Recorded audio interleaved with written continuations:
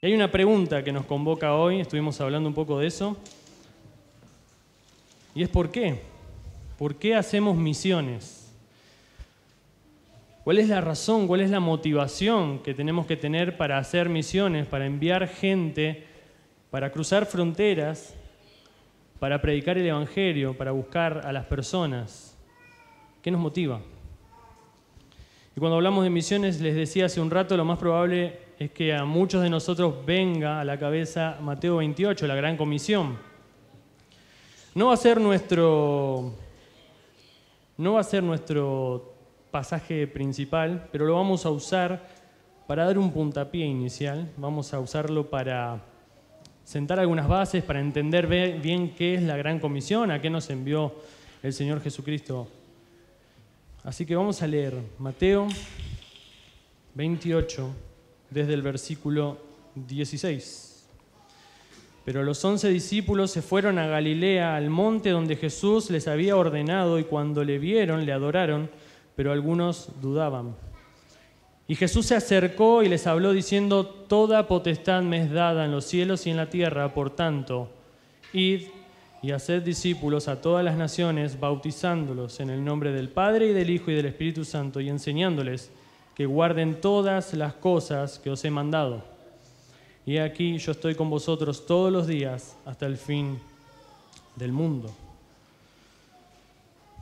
Podríamos hacer una serie de predicaciones enteras sobre estos 5 versículos que acabamos de leer. Podríamos hacer por lo menos 5 predicaciones. Pero vamos a ver de forma fugaz qué es lo que el Señor nos quiso decir acá. Y para hacerlo rápidamente, a modo de introducción, esta solamente va a ser la introducción de este sermón, quiero tomar la estructura que utiliza William Hendriksen en su comentario sobre este pasaje. Y él divide el pasaje en 3. Él nos habla de, en primer lugar, la gran declaración. El Señor Jesús dice: toda potestad me es dada en los cielos y en la tierra. Podíamos estar literalmente hablando 1 hora sobre lo que significa eso, pero quiero que nos quedemos con esto. Cuando Jesús dice toda potestad me es dada, está diciendo que toda potestad le es dada. Absolutamente toda autoridad que vos puedas imaginarte sobre el cielo, sobre la tierra, nadie es más grande que Él. Jesús, en su calidad de Mesías, es decir, Dios hecho hombre para llevar adelante el plan de redención, el plan de salvación, en calidad de Mesías, ha ganado toda autoridad sobre absolutamente todo lo que se te pueda imaginar. El universo responde a la voz del Señor Jesucristo. Las almas responden a la voz del Señor Jesucristo. Y el infierno tiembla a la voz del Señor Jesucristo. Así que toda potestad le fue dada al Señor Jesucristo, y en esa potestad, en esa autoridad, Él va a decir lo siguiente: vayan y hagan discípulos. Y a esto William Hendriksen lo titula la Gran Comisión. Leámosla, dice: id y haced discípulos a todas las naciones, bautizándolos en el nombre del Padre y del Hijo y del Espíritu Santo. Entre todos los verbos que tenemos en esta pequeña porción que acabamos de leer, el verbo fundamental es haced. Ese verbo está conectado a la palabra discípulos, hagan discípulos. Ese es el verbo con autoridad. Y el resto de los verbos, tenemos 3 más: id, enseñar y bautizar. Esos 3 verbos están subordinados al haced. Así que el Señor Jesús está siendo claro, está dando una orden, es un imperativo. Y la orden es: vayan y hagan discípulos. ¿Qué es un discípulo? Un discípulo es un seguidor de Cristo. ¿Y cómo hacemos un discípulo? ¿Cómo hago para ir y hacer un discípulo? Y acá el Señor Jesús usó esos 3 verbos: id, vayan. Puede traducirse como habiendo ido o yendo. Mientras vas en tu vida, hacé discípulos, pero no solamente mientras vas en tu vida, sino que planea, planifica, busca. Hacer discípulos es ir, es decir, toma la determinación y movete. Da un paso, acércate a, andá y hacé un discípulo, movete, busca. Luego dice: bautícenlos, es decir, que se comprometan con lo que están creyendo, con el Evangelio. Y termina diciendo: enseñándole todo lo que yo les he mandado, enseñando absolutamente todo. Nosotros somos discípulos de Cristo porque seguimos a Cristo, porque amamos a Cristo, porque miramos a Cristo, porque Él es nuestro referente, pero porque Él nos salvó, Él nos compró. Somos sus discípulos, sus aprendices. La palabra discípulo quiere decir aprendiz. Y nosotros seguimos aprendiendo constantemente. Y el Señor nos dice, enseñen todo lo que les mandé.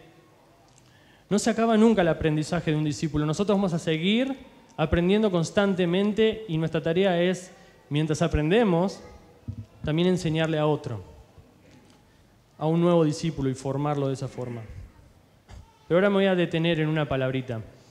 Por lo general he escuchado un montón de predicaciones sobre este pasaje y muchos predicadores lamentablemente se olvidan de una palabra. Y que el Señor Jesús dijo, vayan y hagan discípulos, y no se quedó ahí. Dijo algo más. Dijo a todas las naciones. La palabra naciones en el original es etnos, de ahí viene la palabra nuestra que es etnias, y significa cultura, raza, pueblo, nación, significa un montón de cosas. ¿Qué es lo que quiso decir Jesús entonces con vayan a todas las naciones? Bueno, vamos a tener algunas pistas. En Hechos, capítulo 1, versículo 8, Lucas, que también escribió el versículo de la Gran Comisión, Lucas dice, retoma la Gran Comisión y la cuenta, y dice palabras de Jesús, pero recibiréis poder cuando haya venido sobre vosotros el Espíritu Santo y me seréis testigos, ¿dónde? En Jerusalén, el lugar en donde estaban, en toda Judea, en Samaria y hasta lo último de la tierra. Esto es un trabajo de expansión. Los discípulos de ese momento empezaban en Judea, se extendían a Samaria y luego al resto de la tierra. Esto es lo que el Señor Jesús está intentando decir cuando dice vayan a todas las naciones. En Apocalipsis nos da otra pista, Apocalipsis capítulo 7, versículo 9, dice así, después de esto miré, es el apóstol Juan hablando, y he aquí una gran multitud, la cual nadie podía contar, de todas las naciones y tribus y pueblos y lenguas que estaban delante del trono y en la presencia del Cordero. ¿Y cómo estaban vestidos? Con ropas blancas. ¿Quiénes son? ¿A quiénes están mirando? ¿Qué es esa multitud? Somos nosotros. Son todos los escogidos del Señor a lo largo de todos los tiempos, de toda tribu, de toda lengua, de toda nación, de todo pueblo. Entonces, en definitiva, ¿qué es lo que quiso decir Jesús con vayan a todas las naciones? Expansión. Vayan a todos los rincones del planeta Tierra. Y en tercer lugar, para concluir la idea general de lo que es la Gran Comisión, Hendrickson dice, primero dijo la Gran Declaración, luego dijo la Gran Comisión y ahora va a decir el Gran Consuelo. ¿Cuál es el Gran Consuelo? Y he aquí, yo estoy con vosotros todos los días hasta el fin del mundo. Miren, la Gran Comisión empieza con la autoridad de Jesús. Entonces, la Gran Comisión no va a fallar, porque está fundamentada sobre el poder y autoridad que tiene Jesús. Y si Él dijo, voy a edificar mi iglesia, su iglesia va a ser edificada. Ahora, esa comisión nos la dio a nosotros. Y el Señor nos da un consuelo, voy a ir con ustedes. ¿Qué quiere decir?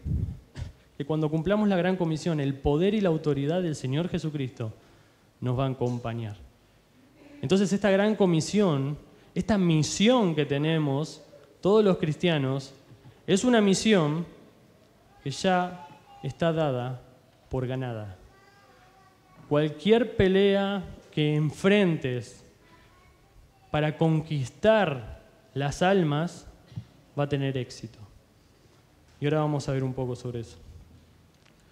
Así que hemos visto rápidamente, a vuelo de pájaro, de una forma fugaz, lo que es la Gran Comisión, la tarea de ir a otras naciones, de ir y hacer discípulos. Y probablemente si yo les pregunto a muchos de ustedes, ¿por qué tenemos que obedecer esta tarea, esta misión? Muchos me van a responder, y en realidad es un ejercicio que ya hice, Ya le pregunté a varias personas y muchos me respondieron, bueno, hay que obedecer porque Jesús lo mandó, Jesús lo ordenó.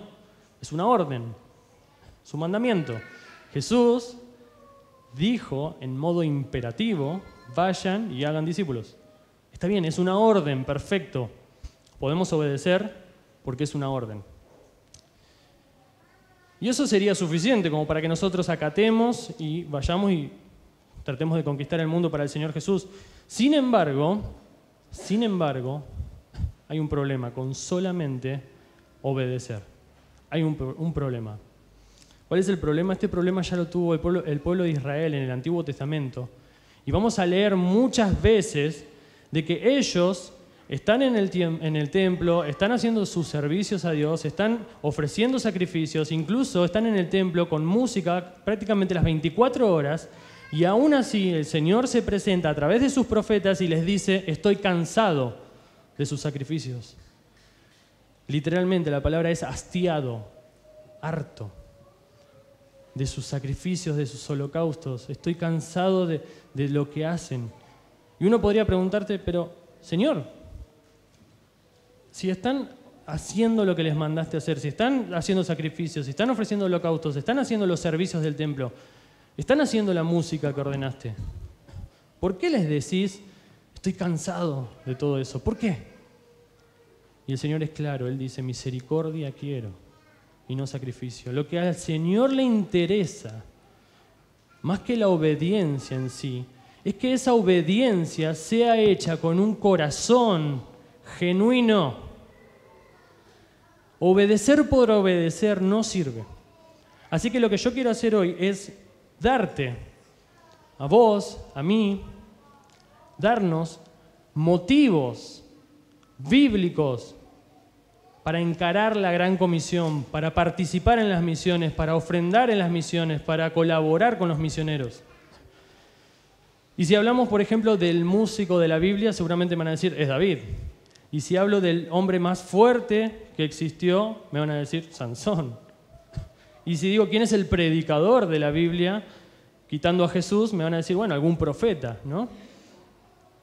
Pero si te digo, ¿quién es el misionero de la Biblia? Para mí ese es el apóstol Pablo. El apóstol Pablo, cuando leemos en el Nuevo Testamento, no solamente es uno de los que más escribió, sino que también es el que más viajó, el que más cruzó fronteras, al menos por el relato bíblico que tenemos, ¿no? Así que si tenemos un misionero en la Biblia es Pablo, y si tenemos que hacerle una pregunta de este índole, como por ejemplo, ¿por qué hacer misiones?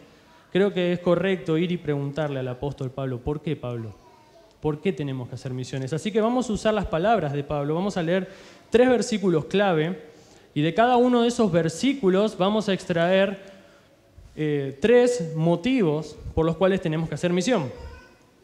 Así que bueno, vamos a comenzar leyendo, este no es uno de los pasajes claves, pero vamos a ir a Hechos 26, antes de sumergirnos en los pasajes clave, a Hechos 26, versículo 16, Hechos capítulo 26, verso 16, y vamos a ver cómo Pablo explica cómo fue su conversión, cómo es que Jesús lo encontró.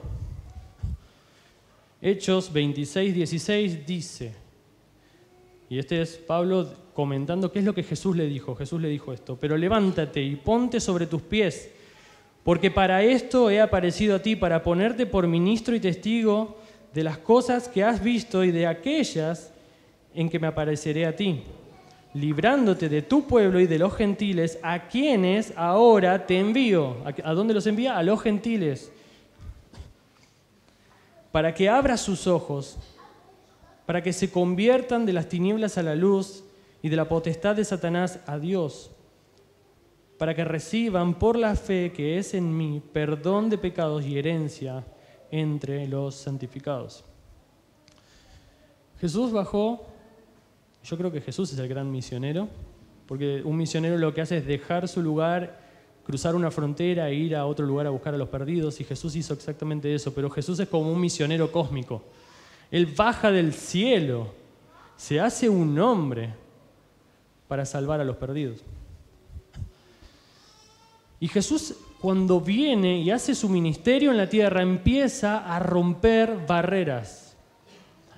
Empieza a hablar con mujeres, pero también se empieza a acercar a personas que no eran del pueblo de Israel. Por ahí hay un centurión a quien Jesús dice, ese es un hombre de fe. Hay una mujer que es samaritana, despreciada por el pueblo de Israel también. Y a esa mujer es la primera a la que le habla de adoración. Después vamos a hablar un poquito más sobre esa mujer. Jesús comenzó a romper un poco de fronteras. Luego de la ascensión, Jesús le mostró a Pedro de que era necesario ir a los gentiles, de que los gentiles también habían recibido el don del arrepentimiento. Pero con Pablo la cosa es muy distinta. El llamado para Pablo es radical completamente.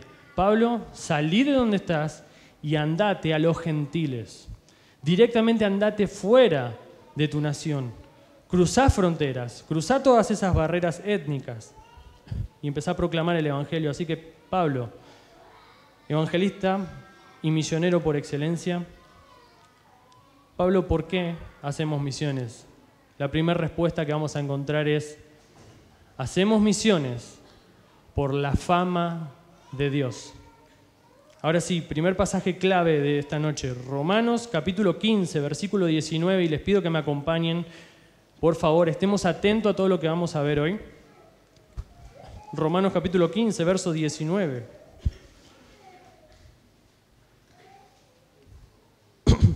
Romanos 15, 19, la segunda mitad del versículo 19 dice: de manera que desde Jerusalén y por los alrededores hasta Ilírico, todo lo he llenado del Evangelio de Cristo. Este es el apóstol Pablo hablando. Dice: desde Jerusalén hasta los alrededores, todo lo he llenado del Evangelio de Cristo.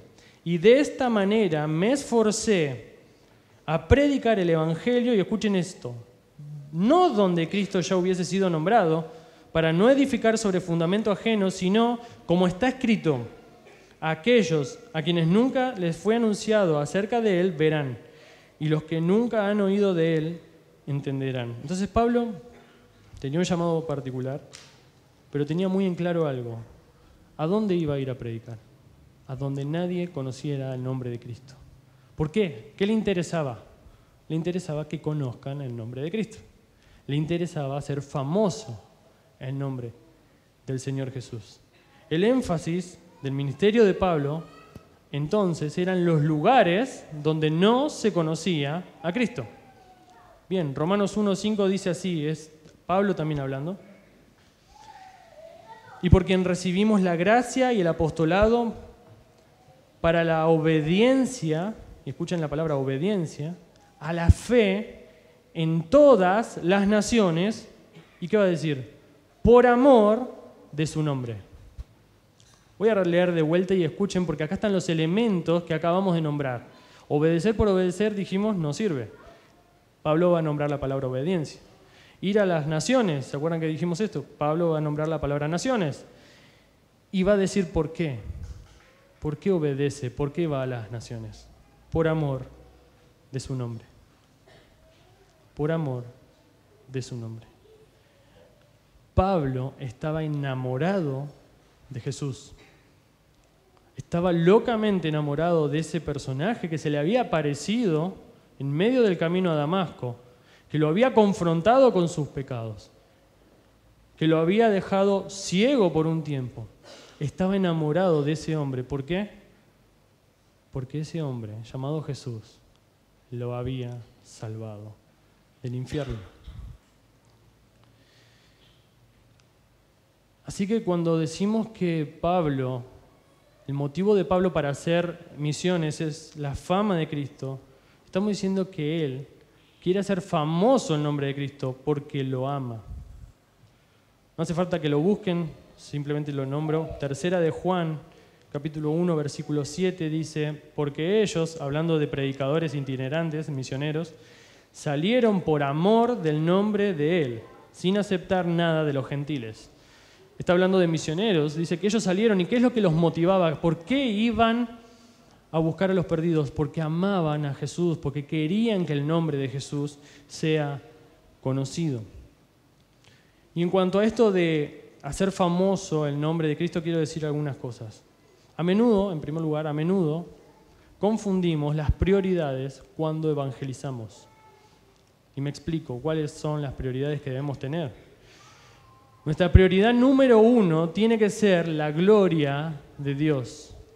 A veces cometemos el error de decir tenemos que ir a predicar y ponemos en lugar número 1 a las personas, y no digo que esté mal, pero digo que no debe ser la prioridad número 1, y ponemos en primer lugar a las personas y decimos vamos a ir a hacer misiones o vamos a ir a evangelizar por amor a las personas, como si eso fuera el motivo más importante. Pero escúchame bien esto, no está mal. Vamos a ver, el segundo punto es amor a los perdidos, pero hay un orden de prioridades y el Señor lo dejó muy en claro cuando explicó el resumen de la ley. Cuando resume la ley, el Señor Jesús dice el primer mandamiento, y es el primero porque hay un orden de prioridades. El primer mandamiento, ¿cuál es? Amarás al Señor tu Dios, ¿con qué? Con todo tu corazón, mente, alma y fuerzas, con todo tu ser. Ese es el primer mandamiento. Ahí se resume la ley y el orden de prioridades que tenemos que tener al hacer cualquier cosa en nuestra vida. Todo lo que hagamos, sea de palabra o de hecho, lo tenemos que hacer para el Señor, para la gloria del Señor Jesucristo. Dice John Stott, teólogo, pastor, dice lo siguiente: el motivo más elevado para la obra misionera no es ni la obediencia a la gran comisión, por más importante que ésta sea, ni el amor por los pecadores que se pierden, por más fuerte que sea este incentivo, sobre todo cuando entendemos el infierno, sino que, ¿cuál debe ser el motivo más elevado? Sino que el motivo más elevado debe ser el celo fogoso y apasionado por la gloria de Jesucristo. Solo hay un imperialismo que sea cristiano y ese es el interés por su majestad imperial, el Señor Jesucristo, y por la gloria de su imperio. Entonces, cuando Jesús dijo, toda potestad me es dada en los cielos y en la tierra, quiso decir que Él era el Rey Supremo a quien todos deben adorar. Y que sabemos qué es lo que va a ocurrir en el tiempo postrero, en el final. Todos se van a arrodillar ante Cristo. Entonces dijimos, en cuanto a la fama del Señor Jesucristo, dijimos que a menudo confundimos las prioridades. Nuestra prioridad número 1, la gloria de Dios. Esta prioridad número 1 tiene que ser nuestra prioridad, pero es nuestra prioridad porque también es la prioridad de Dios. Dios constantemente está recordando que no le va a dar su gloria a ningún otro Dios. Constantemente está haciéndonos entender, buscando hacer que reflexionemos de que no tengamos ídolos, porque el único que es digno de toda la gloria es Él mismo. Incluso cuando Él salva, lo hace para su gloria. Es quizá extraño hablar de esto, ¿no? Hablar de que la prioridad de Dios es su propia gloria. Es raro, ¿no? Suena raro, no se suele escuchar en las predicaciones a veces. Pero es bíblico, es lo que dice la Biblia. Miren, Isaías capítulo 48, versículo 9, si quieren anoten los que están anotando. Isaías 48, 9 dice, por amor de mi nombre diferiré mi ira, y para alabanza mía la reprimiré para no destruirte. Le está hablando el pueblo de Israel. He aquí te he purificado, y no como a la plata. Te he escogido en horno de aflicción, y dice, por mí, por amor de mí mismo lo haré, para que no sea mancillado mi nombre, y mi honra no la daré a otro. Esto es bíblico lo que estoy diciendo. Y escuchen, porque es importantísimo, es radical. Esto puede cambiar tu forma de ver las cosas. La prioridad de Dios es su propia gloria. Y a veces podemos pensar de que eso es egoísta. No, eso es egoísta de parte de Dios. Pero escuchá, presta atención a lo que estamos diciendo, porque mirá, si Dios le diera la gloria a alguien que no es Él mismo, estaría cometiendo idolatría. Si Dios le diera su gloria, Él se dignase a, no sé, por alguna razón, a inclinarse ante cualquier otra cosa que no sea Él mismo, estaría siendo completamente injusto. Estaría siendo completamente incoherente, porque no hay nadie más glorioso que Dios. Y ahora quiero demostrarte que este asunto de que Dios se glorifique a sí mismo, no solamente es un acto coherente, sino que es un acto de amor. ¿Por qué? Y escuchá. Dios creó al hombre como corona de la creación. Lo puso en un huerto con un propósito: vivir con Él. Y escuchá, ¿qué quiere decir esto? Porque hasta el día de hoy, luego de la caída, luego que Adán y Eva lo arruinen todo, y luego que nosotros mismos con nuestros pecados arruinemos todo, Dios envía a su Hijo a este mundo a salvarnos. ¿Para qué? Para que vivamos con Él. Dios agarra su gloria, su Hijo, y lo entrega a nosotros.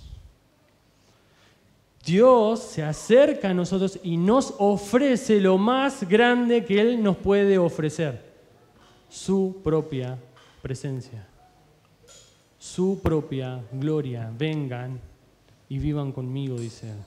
Vengan y sean parte de la herencia que les voy a dar a mi Hijo Jesucristo.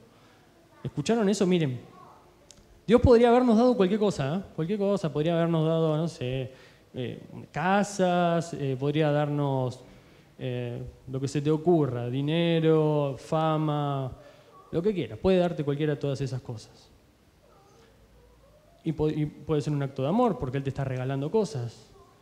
Pero Dios decide darte lo más grande que Él te puede dar, y es a sí mismo. Así que Dios no es absolutamente egoísta, no es para nada egoísta. Él siempre nos da lo mejor que puede darnos. Nos dio a su Hijo y se da a sí mismo para que vivamos con Él. Incluso nos adopta en su familia.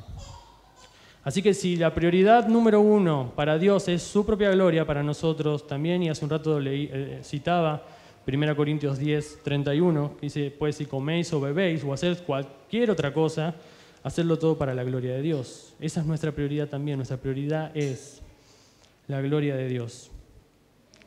En definitiva, y quiero citar ahora a John Piper. John Piper, en su libro Alégrense las Naciones, un libro sobre misiones, dice lo siguiente: las misiones no son el objetivo último de la iglesia, el objetivo último es la adoración.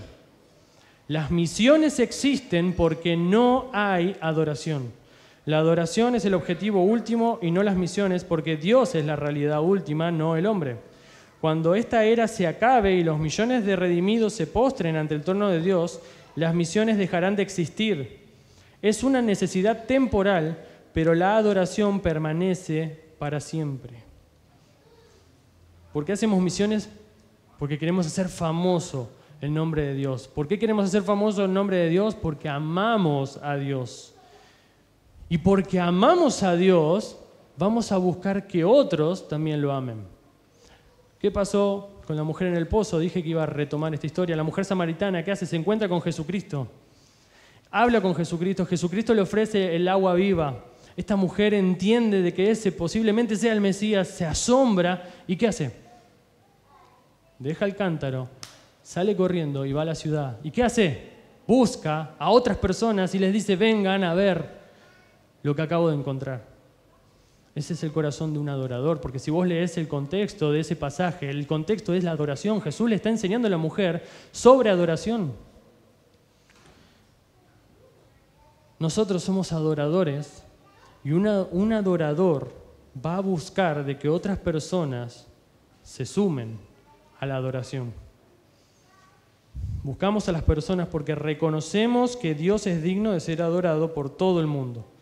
Deseamos hacer famoso el nombre de Cristo en todas las naciones para que más personas se sumen a santificar el nombre que amamos. Somos adoradores que buscan a otros adoradores. Así que ese fue el primer punto. El primer punto es: Pablo, ¿por qué? ¿Por qué hacemos misiones? Y Pablo nos dice: para hacer famoso el nombre de Cristo. Y en segundo lugar, Pablo, ¿por qué hacemos misiones? Dame una segunda motivación, dame un segundo motivo. Vamos ahora sí, nuestro segundo pasaje clave, 2 Timoteo capítulo 2, versículo 10. 2 Timoteo 2, 10.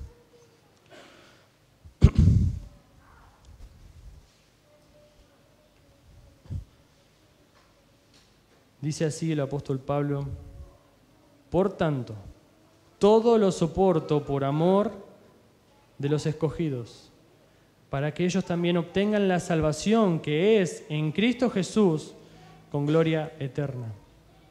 Todo lo soporto por amor, ¿a quién? A los escogidos.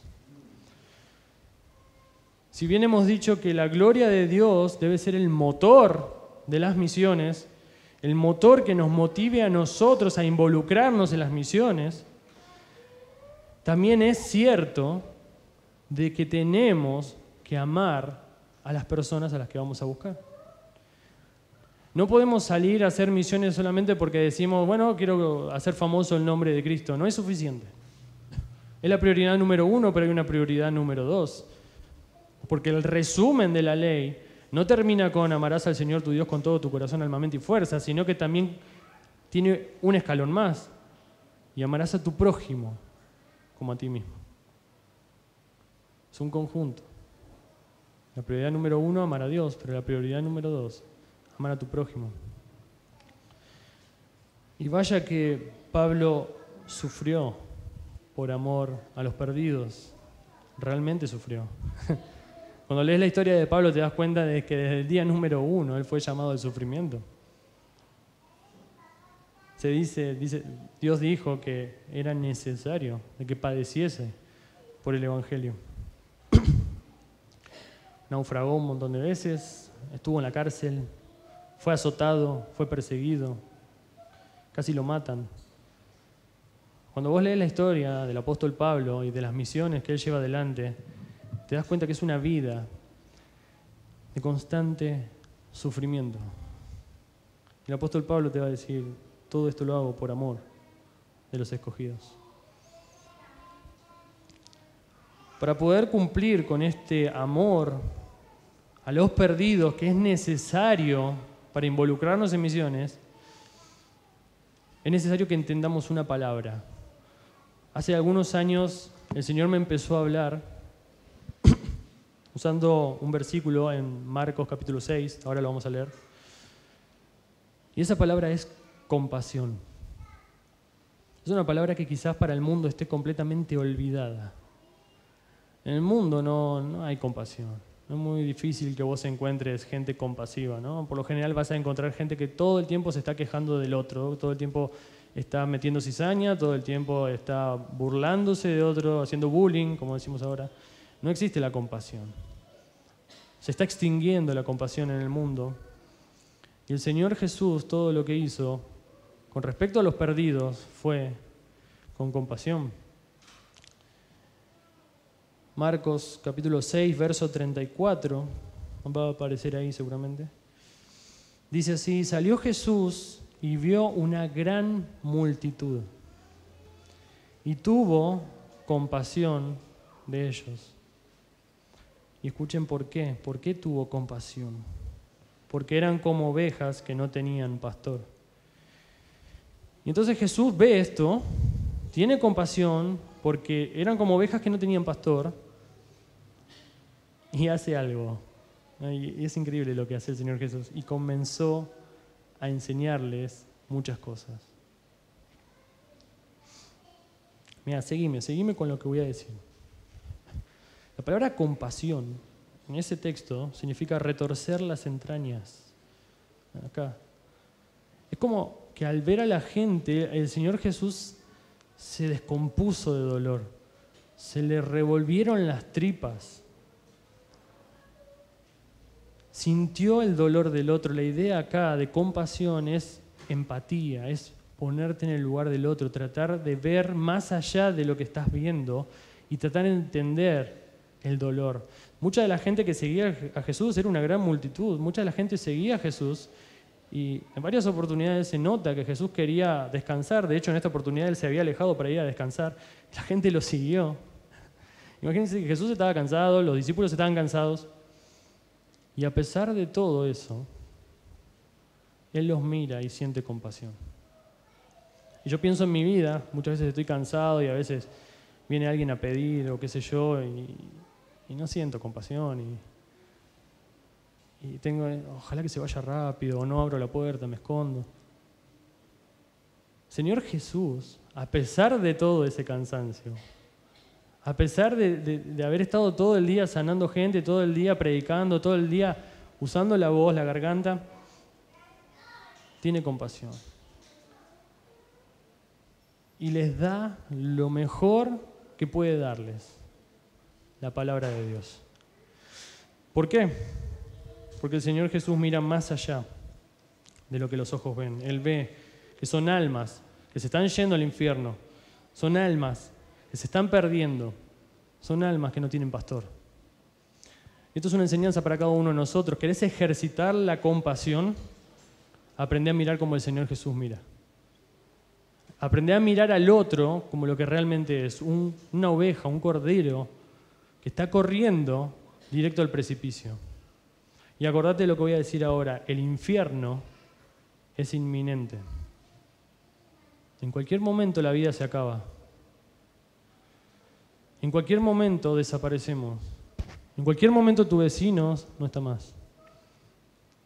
Y se va a encontrar con la justicia de Dios. El infierno es inminente. Wayne Grudem dice en su teología sistemática, un erudito de la palabra, dice lo siguiente: si nuestros corazones nunca se conmueven con una pena profunda cuando contemplamos esta doctrina, la doctrina del infierno, entonces nuestra sensibilidad espiritual y emocional tiene serios defectos. Si cuando escuchás hablar del infierno no pasa nada dentro tuyo, entonces hay un problema. Si cuando te digo que gente se está yendo, corriendo al lago de fuego, corriendo a darse la cabeza contra la ira de Dios, si no pasa nada, entonces hay un problema. Y ese problema se llama indiferencia. Así que necesitamos, dijimos hasta ahora, necesitamos dos cosas. Entender que la gloria es de Dios y entender de que los perdidos están corriendo una carrera al infierno. Pero quiero concluir el tercer punto de esta predicación, la tercera motivación por la cual nosotros tenemos que hacer misiones. Vamos a Filipenses 4.1. Filipenses 4.1. Hasta ahora dijimos, Pablo, ¿por qué debemos hacer misiones? Y Pablo respondió, por amor a la fama de Cristo, para que haya más adoradores que reconozcan el nombre de Cristo. Y en segundo lugar, Pablo respondió, por amor a los escogidos. Y en tercer lugar, Filipenses 4.1. Así que, hermanos míos, amados y deseados, gozo y corona mía, estad así siempre, firmes en el Señor, amados. Fíjense lo que les dice. Pablo le habla a esta iglesia, la iglesia de Filipo, una iglesia que él fundó, la primera iglesia que él funda en Europa durante su segundo viaje misionero. Pablo les habla y les dice, ustedes son mi corona, ustedes son mi gozo. Así que en tercer lugar, Pablo, ¿por qué hacemos misiones? Por mi propio gozo. Eso te va a responder Pablo. Porque me gusta, porque me da placer hacerlo, porque me deleito en ir y hacer esta tarea.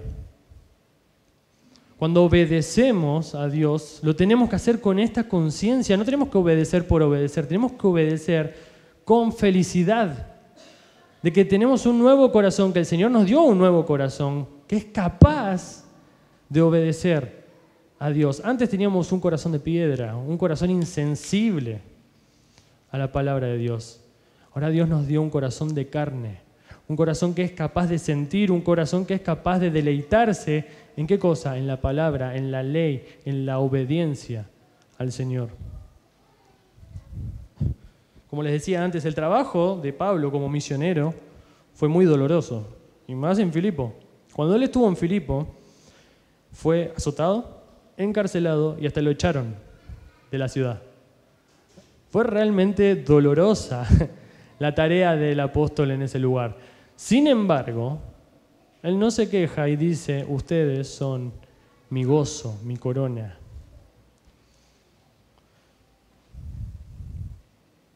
Pablo había recibido la recompensa de su trabajo. ¿Cuál era esa recompensa? Eran estas personas. Eran los filipenses que se habían convertido, que estaban dando gloria a Dios. Y cuando él veía eso, veía que esta gente estaba glorificando a Dios, estaba adorando a Dios, se ponía gozoso.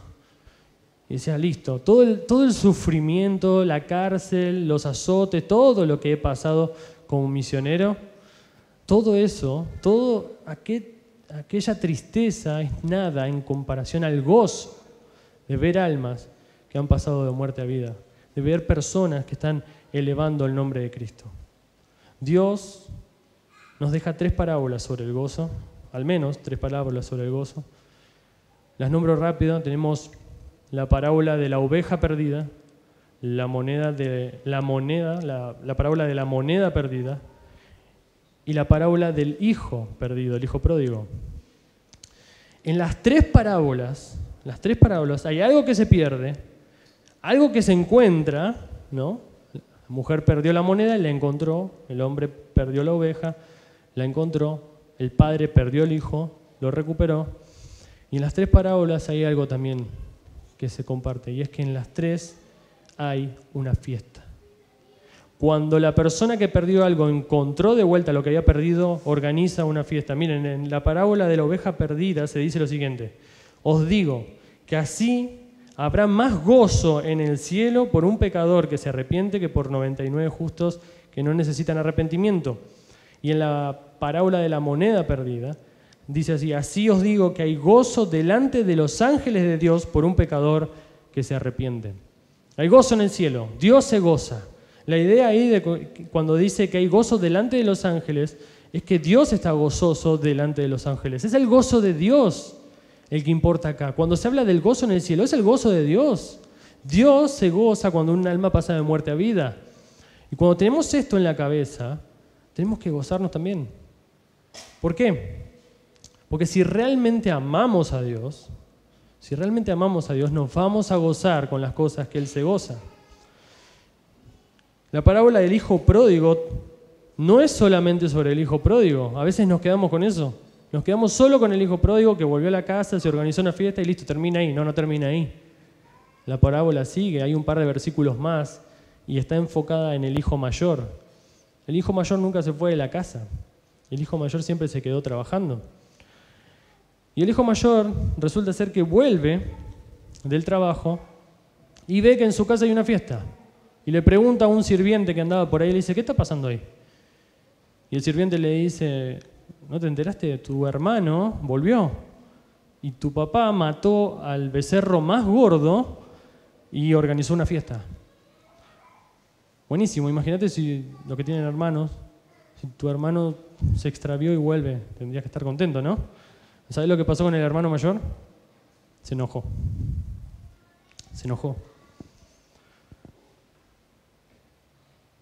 Y el padre sale afuera de la fiesta y lo va a buscar y le dice, entrá, dale, vení, gozate con nosotros.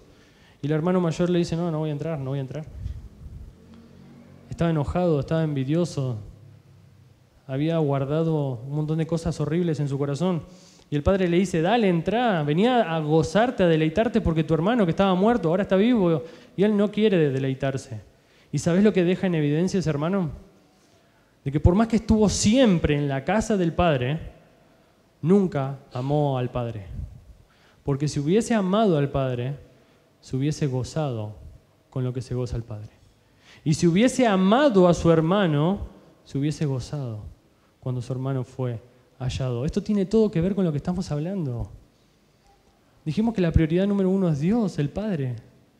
Y si Él se goza, nosotros nos tenemos que gozar con Él. Y la prioridad número 2 son las personas, los escogidos, que están ahí afuera. Y escuchá esto, no lo dije antes, pero escuchá esto. El apóstol Pablo dijo que todo lo soportaba por amor de los escogidos, ¿no? Bien.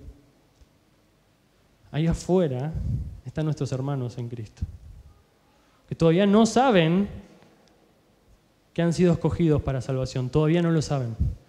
Nuestra tarea es ir y despertarlos. Nuestra tarea es ir con el Evangelio para que sus ojos sean abiertos. Nosotros somos escogidos de Dios, que salimos al mundo a buscar a otros escogidos de Dios. Por último, y esta es la conclusión, hemos dicho entonces 3 motivos por los cuales hacer misiones: la fama de Cristo, que otras personas más se sumen a glorificar a Dios; el amor por los perdidos y el gozo que eso nos tiene que dar. Por último, para concluir, hace un ratito les cité un pasaje de Tercera de Juan, le dije no hace falta que lo busquen, se los voy a leer completo y quiero que prestemos atención a un par de cositas. Tercera de Juan, capítulo 1, verso 5, dice: Amado, fielmente te conduces cuando prestas algún servicio a los hermanos.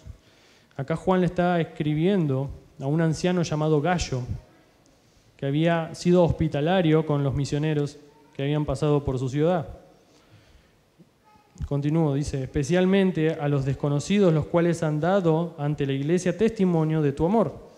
Y harás bien en encaminarlos como es digno de su servicio a Dios, para que continúen su viaje. Porque ellos salieron por amor del nombre de Él, sin aceptar nada de los gentiles. Nosotros, pues, debemos acoger a tales personas para que cooperemos con la verdad. 2 cosas sobre los misioneros a los que vamos a apoyar. Acá este pasaje nos dice 2 cosas al menos sobre los misioneros a los que vamos a apoyar. En primer lugar, tienen que ser personas que tengan sus motivaciones en orden. ¿Sí? Fíjense que ellos habían salido por amor de ¿qué?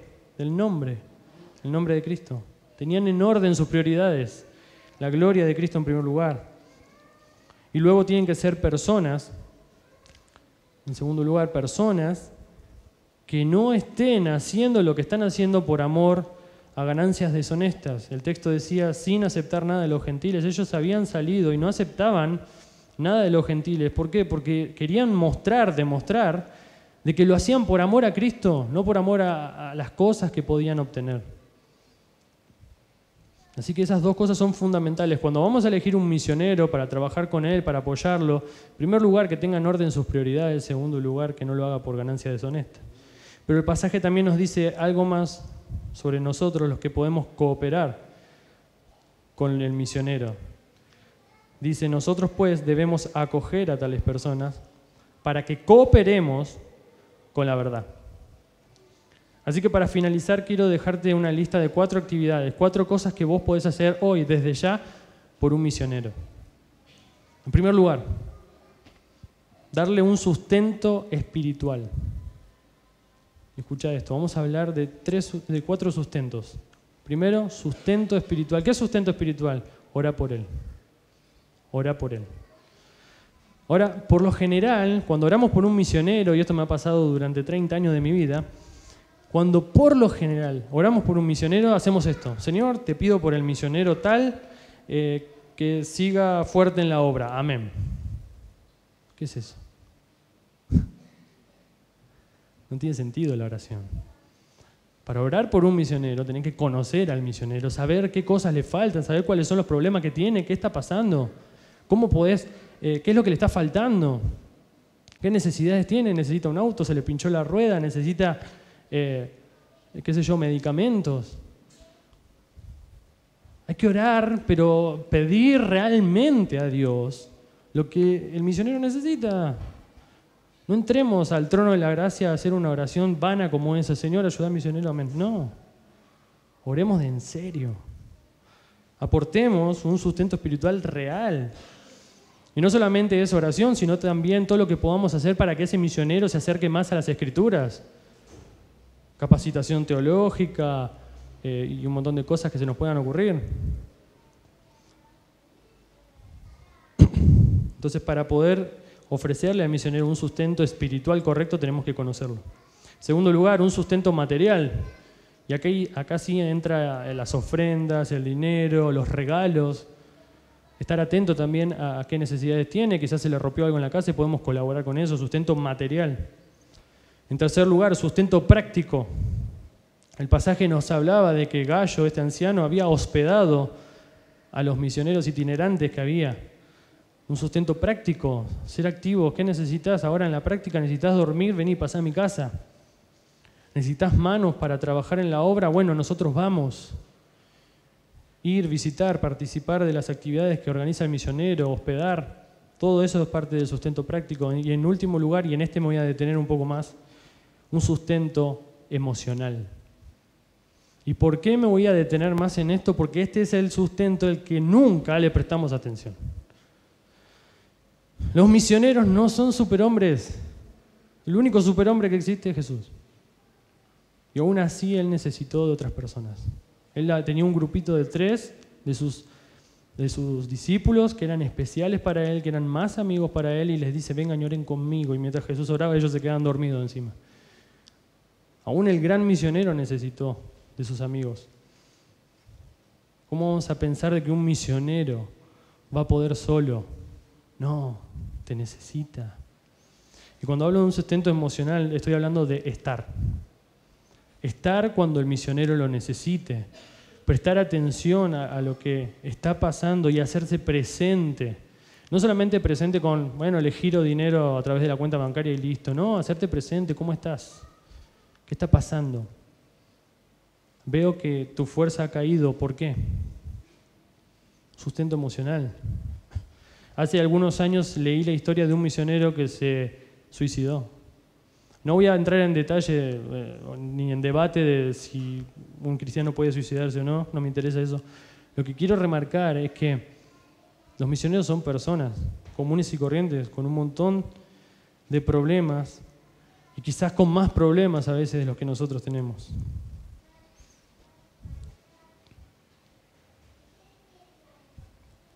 Hace un tiempo un misionero me dijo algo muy importante. Él me dice, yo voy a predicar el Evangelio. El misionero que vamos a apoyar ahora. Yo voy a predicar el Evangelio en un lugar. Pero esa gente quizás hace días que no prueba un bocado de pan. Y me dice, ¿cómo pensás que va a escuchar lo que yo le diga si se está muriendo de hambre?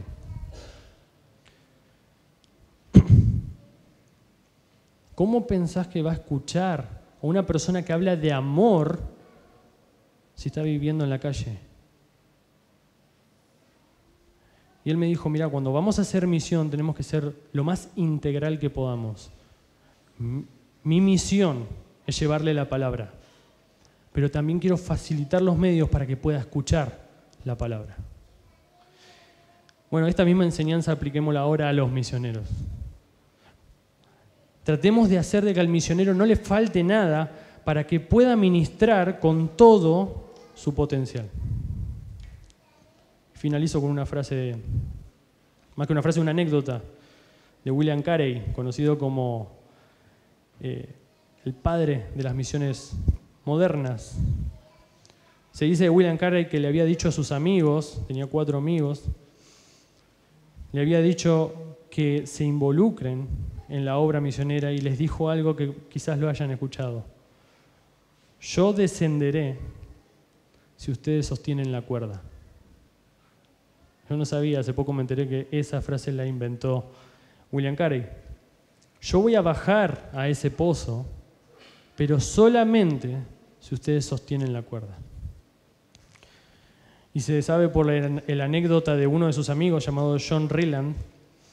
Él dice lo siguiente: Él tomó un juramento de cada uno de nosotros en la boca del pozo, a este efecto, que mientras viviéramos nunca soltaríamos la cuerda. Yo quiero invitarte a ese compromiso. Agarrar la cuerda de uno que está bajando y sostenerla hasta el día que te mueras. El Señor hoy nos ha dado 3 razones, seguramente hay más si leemos todas las Escrituras, pero al menos 3 razones que creo que engloban todas las motivaciones que podemos tener para ir y hacer discípulos a todas las naciones, para ir e involucrarnos en misiones. ¿Por qué hacemos misiones? Para la fama de Cristo, por amor a los perdidos y por nuestro propio gozo. Dios, te damos la gloria una vez más. te alabamos, te bendecimos y te decimos te amamos. Y porque te amamos, queremos llevar tu mensaje a todas las naciones. Porque te amamos, queremos tomar el compromiso de no vivir más para nosotros mismos. Y a partir de ahora en adelante, empezar a romper barreras, empezar a romper fronteras. Empezando desde nuestra casa y hasta lo último de la tierra. Te damos la gloria, que solamente te pertenece a vos, en el nombre de tu Hijo, el gran Salvador de Cristo Jesús. Amén.